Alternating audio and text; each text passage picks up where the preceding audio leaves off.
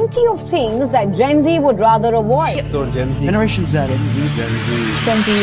সাম্প্রতিক আন্দোলন সংগ্রামে জেনজি বা জেনারেশন জেড এর বীরত্বে পুরো জাতি তাদেরকে পৃথিবী বদলে দেওয়ার কারিগর হিসাবে বরণ করে নিলেও এই জেনজির সমুজ্জ্বল দিকের পেছনে রয়েছে এমন কিছু গাঢ় অন্ধকার দিক যা জানলে রীতিমতো আটকে উঠবেন আপনি। বলছি সঙ্গহীন, ডিপ্রেসড আর ফেসবুক টিকটকের নেশায় বুঁদ হয়ে থাকা আত্মহত্যা প্রবণ এক অসুস্থ জেনারেশনের কথা, যাদের না আছে ধর্মীয় জ্ঞান আর না আছে ভালো আচার ব্যবহার, তবে তাদের আছে পেট ভরা ইগো নামক দূষিত গ্যাস আর পাপকে পাপ মনে না করার প্রবণতা। টিনএজ তথা বয়স 13 হলে রিলেশনশিপ ছাড়া যে কোনো মানুষ হতে পারে তা এদের ধারণার বাইরে, আর তাদের কাছে রিলেশনশিপের অর্থই হলো must need to be on bed. কিন্তু জেনজিদের মধ্যেই কেন এত সমস্যা, কেন এত সমালোচনা, and what the untold truth about Gen Z?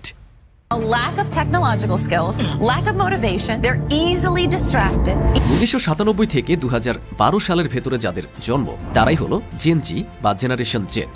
বর্তমানে এই প্রজন্মের সদস্যদের বয়স 12 থেকে 27 বছর। জেনজিকে বলা হয় ডিজিটাল নেটিভ জেনারেশন। স্মার্টফোন হাতে নিয়ে বড় হওয়া এই প্রজন্মের কাছে পুরো পৃথিবীটাই তাদের হাতের মুঠোয়। ইন্টারনেট আর এআই এর ক্যারিশমায় বাস্তব জগৎ থেকে অনেকটাই বিচ্ছিন্ন এই প্রজন্ম। প্রযুক্তি তাদের কাছে শুধু বিনোদনের মাধ্যম নয়, বরং মৌলিক চাহিদা হয়ে দাঁড়িয়েছে। এই প্রজন্মের প্রযুক্তি নির্ভরতা আর শর্টকাট ওয়ে খোঁজা তাদেরকে সব কাজের ক্ষেত্রেই পিছিয়ে রেখেছে।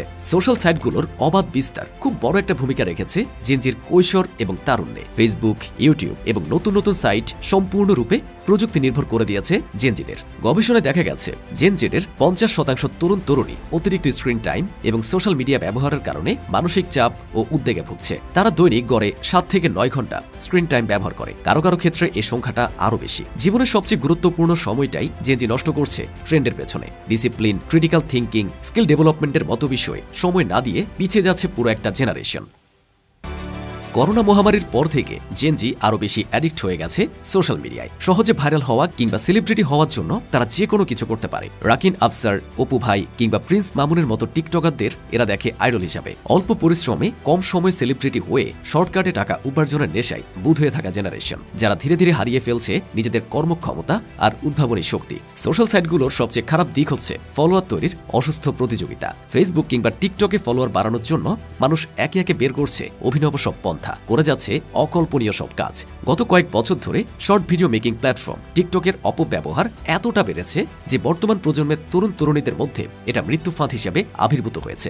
ব্ল্যাকআউট চ্যালেঞ্জের নামে চলন্ত ট্রেনের ছাদ, রেল ব্রিজ, গাছের মগঢাল, ভবন থেকে লাফিয়ে ভিডিও নেওয়া হয়, যার পরিণতিতে অনেকের জীবন পর্যন্ত চলে গেছে। জেনারেশন জেডের একটি বড় চ্যালেঞ্জ হলো তাদের আত্মপরিচয়ের সংকট। সোশ্যাল মিডিয়ায় নিজেদের উপস্থাপনের প্রতিযোগিতা যেন প্রতিনিয়ত তাদের মনোযোগ আকর্ষণ করছে। এসব ফিল্টার, এডিটেড ছবি এবং পারফেক্ট লাইফস্টাইল শো অফ করার সংস্কৃতি তাদের আসল পরিচয় খুঁজে পেতে বাধা সৃষ্টি করছে। এই ফিল্টার আর এডিটেড ছবি তাদের সেলফ ওয়ার্থের মাপকাঠি হয়ে দাঁড়িয়েছে। এই পারফেক্ট লুক এবং স্টাইল ধরে রাখতে গিয়ে তারা নিজেদের আসল পরিচয়কে প্রায় ভুলে যাচ্ছে। নিজেকে বারবার অন্যদের সাথে তুলনা করা আর পারফেকশনিজমের প্রতি প্রবল আকর্ষণ গভীরভাবে প্রভাব ফেলছে তাদের আত্মবিশ্বাসে। এরপর আসে জেনারেশন জেড এর অন্যতম অন্ধকার দিক, মানসিক স্বাস্থ্য সমস্যা।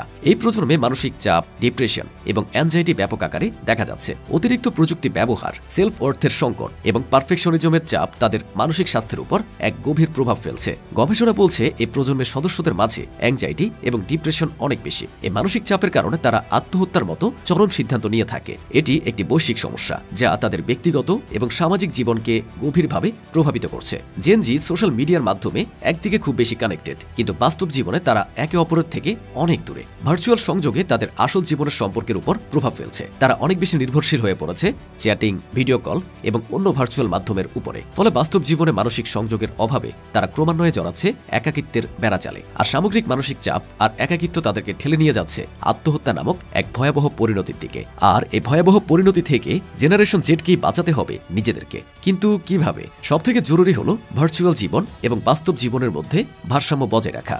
ডিজিটাল ডিটক্স, সামাজিক যোগাযোগ বাড়ানো এবং মানসিক স্বাস্থ্য বিষয়ে শিক্ষিত হওয়া এ প্রজন্মের জন্য অতীব গুরুত্বপূর্ণ। প্রতি সপ্তাহে কয়েক ঘন্টা সোশ্যাল মিডিয়া থেকে বিরত থাকা, বন্ধু এবং পরিবারের সাথে সময় কাটানো, ঘরবন্দি ইন্টারনেট কেন্দ্রিক জীবন থেকে বের হয়ে আশপাশের দর্শনীয় স্থান ভ্রমণ রিয়েল লাইফ বিভিন্ন অনুষ্ঠানে অংশগ্রহণ আমাদের এই প্রজন্মকে ফিরিয়ে আনতে পারে একটি স্বাস্থ্যকর জীবনধারায়। সেই সাথে অতীব প্রয়োজন একটি সামাজিক ও ধর্মীয় মূল্যবোধপূর্ণ জীবনাচার। বাংলাদেশের সম্প্রতি ঘটে যাওয়া গণঅভ্যুত্থানে জেনজির অসামান্য ভূমিকা তার উৎকৃষ্ট উদাহরণ। সামাজিক মূল্যবোধই ঘর কোনো এ জেনারেশনকে করে তুলেছিল রাজনীতি সচেতন বিপ্লবী এক জেনারেশনে। আর সেই বিপ্লবী সূর্য সন্তানেরা স্বৈরাচারকে হটিয়ে এদেশের মানুষকে দিয়েছিল দ্বিতীয়বার মুক্তির স্বাদ, যা জানান দিয়েছিল তাদের পৃথিবী বদলে দেওয়ার ক্ষমতার কথা। প্রযুক্তির অবাধ ব্যবহার সহ নানাবিধ পারিপার্শ্বিকতায় জেনজি আজকের এই পরিণতিতে পৌঁছালেও সত্যিকার অর্থে তাদের আছে পৃথিবীকে পরিবর্তনের ক্ষমতা। কাজেই অঙ্কুরে বিনষ্ট নয়, বরং ভার্চুয়াল জীবন এবং বাস্তব জীবনের মধ্যে ভারসাম্য রেখে সামাজিক ও ধর্মীয় মূল্যবোধপূর্ণ একটি পূর্ণাঙ্গ জীবন হোক